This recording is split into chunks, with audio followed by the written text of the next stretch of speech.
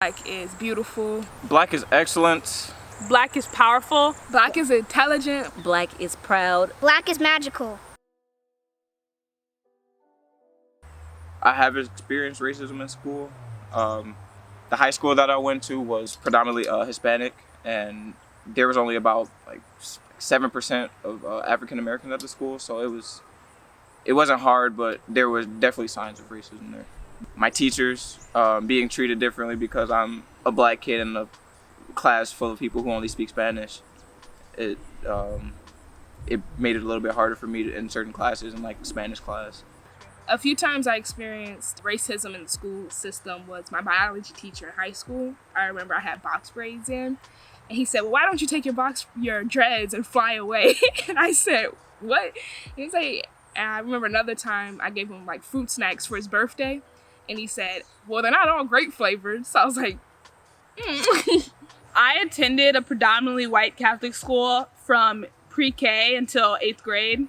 And it was definitely an interesting experience. I wasn't able to grow up around a black culture, learn about black hair in the same way that other people have.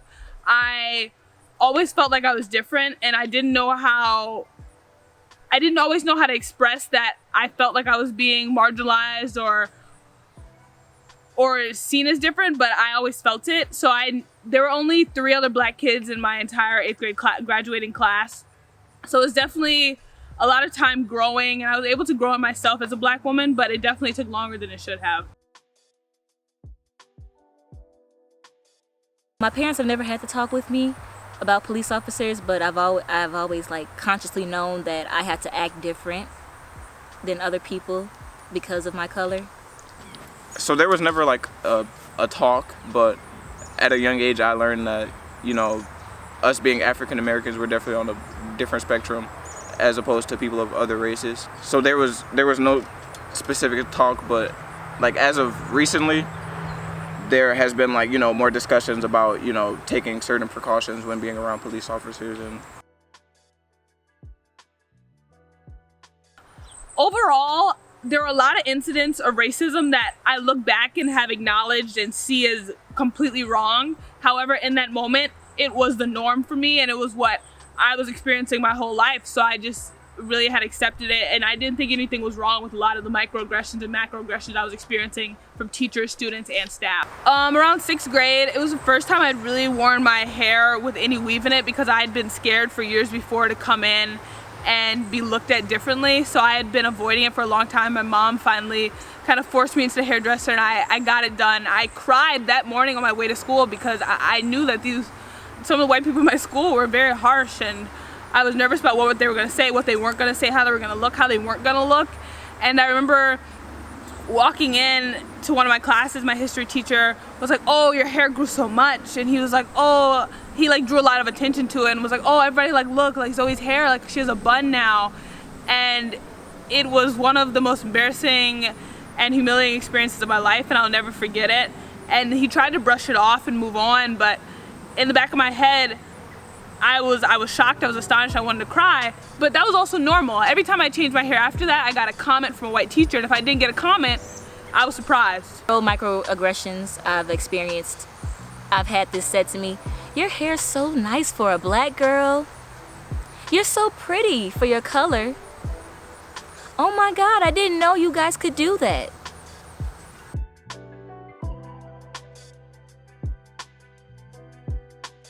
Me and my brother were in the mall in Northbrook.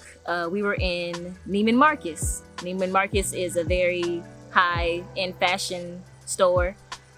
We were just looking at clothes, and I happened to notice that a lady was following us around the store. And so I made a point to touch everything I saw and look her dead in her face.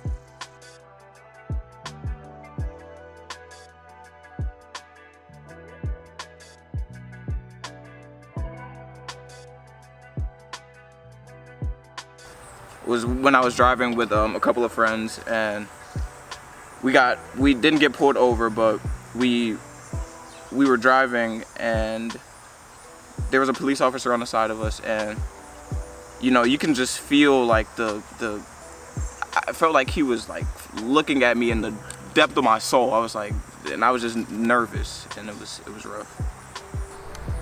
Honestly, every day I fear for my life because of my skin color, because as you can see everything going on in the world, we could literally walk down the street and get shot for no reason. So it's a constant fear. It's a daily fear throughout my life. Yeah. There was actually a situation earlier this week where a police officer was behind me with his lights on, and I thought I was getting pulled over, but he was actually going around me and getting off the ramp. But in that moment, I thought, oh my God, what do I do? And anytime a police officer is behind you, there's that fear, but there was a heightened sense of fear because I knew this police officer is probably going to be white and I'm black, and given what's going on in the world today, this is not a good situation. We spread love. My life matters. I am proud to be black. I am intelligent. We build each other up. I love my skin. Joy to the world, joy to the world. This a message to the black little boys and girls. And I ain't tryna exclude nobody else, but I wanna tell my kids they should let it show. You gon' feel some things ain't nobody else felt. You gon' play with cards ain't nobody else dealt. You gon' wonder why don't nobody else help. I tell you the truth and give you the proof, that's how we all felt. And I ain't gonna lie, it gets hard when they reminisce over you. My God, my God, my God on my side with the weight of the world. Keep your shoulders broad, it's like this and like that and like this and first they gon' tell you that you play too much, then they try to say that you act too tough, then they try to tell you you ain't black enough. Look at the black boy joy, look at the black girl magic. End of the day, what you got they can't have it. End of the day, what you got they can't have it.